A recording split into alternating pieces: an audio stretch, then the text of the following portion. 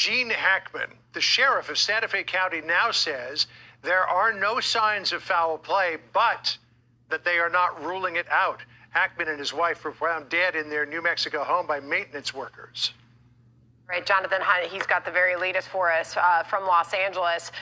We're getting some new details. Apparently there was this news conference that happened, Jonathan, but the details seem to be slow to emerge, making this an even more murky situation.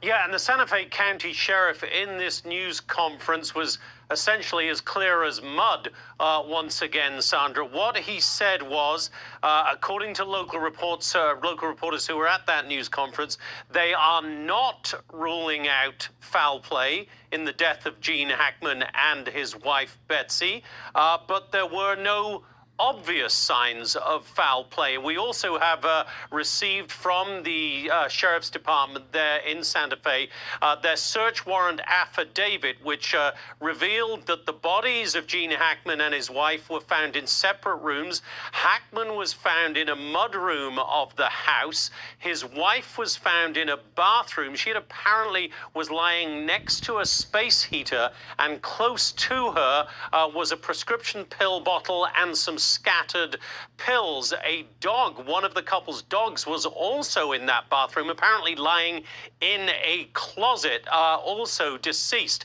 Another dog was found loose, wandering around the property. The bodies were discovered on Wednesday, as we understand it, by a couple of maintenance workers who regularly went to the property but said they had not seen the couple for around 2 weeks. That's when the sheriff's deputies went, and they, looking at the scene, didn't find any obvious signs, they said, of a gas leak or a carbon monoxide leak, and they concluded that the scene itself was suspicious enough, in their words, to warrant an investigation. Now, that might be also a statement of the obvious, Sandra, in that if you walk into a house and you find the bodies of two people in two separate rooms, you're going to think there needs to be an investigation. So in a sense, that is a statement of the obvious, but the fact that they use the word suspicious, the fact that they are now saying, in the words of the sheriff himself, that they are not ruling out foul play, all leads to all of these questions, which it seems are going to be a little while to be answered now. That investigation ongoing, but the bottom line is Hollywood and the world, Sandra, has lost a legendary actor in 95-year-old Gene Hackman. Sandra? All right, Jonathan Hunt, I know you'll stay on that and bring us updates as we get them. Thank you so much. John?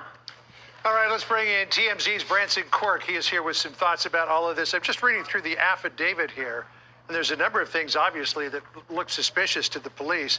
One was where Betsy was found and the condition that she was found in. The fact that there was a dead dog in a closet and that Gene Hackman was found in a completely different room. What do you know of what all of this says?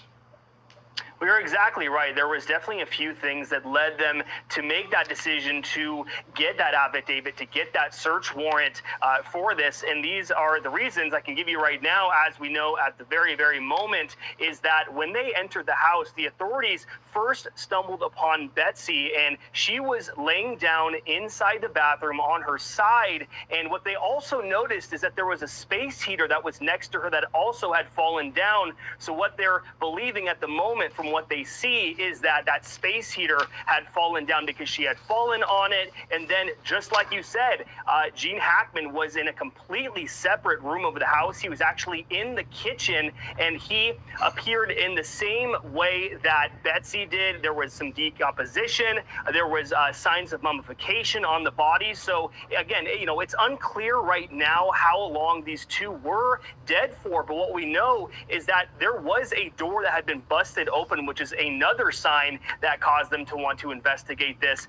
We know a neighbor was concerned and walked up to the window. We got the 911 call. It's on TMZ.com.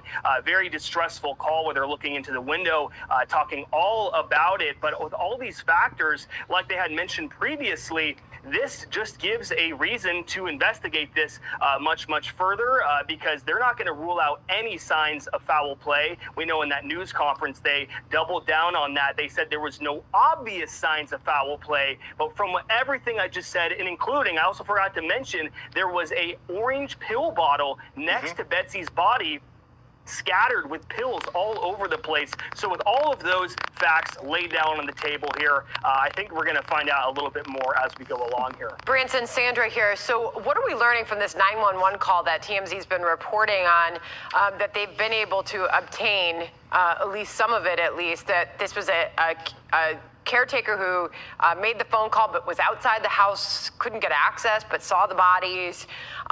Surprising that so many days could pass where they were deceased, but no one was coming and going from the house to learn that they had passed. What did you find out from that 911 call? Well, that's definitely the most interesting part here, why nobody noticed this for so long. I mean, we put it on our website as well. We haven't actually seen Betsy and Jean out in public all the way back to March 28th, 2024. So we haven't seen them in a long time. So it's unclear on the situation on who's checking on Jean, who's checking on Betsy, and what kind of contact they have with family, with associates each coming day. But what we know is that that specific person that was on that 911 call was actually an associate of Gene Hackman's family, a part of the team that apparently, again, we don't know the total detail here, but what we know is that this person obviously does check on Gene and Betsy, you can assume, from time to time. But in this 911 call, it was very distressing, actually, and this person did not go into the house. There are specifically were sitting outside of the home looking into the window, and what they saw was the bodies laying there. And like I said, very distressing. You can tell they're in a fit, a moment where they don't know what's going on.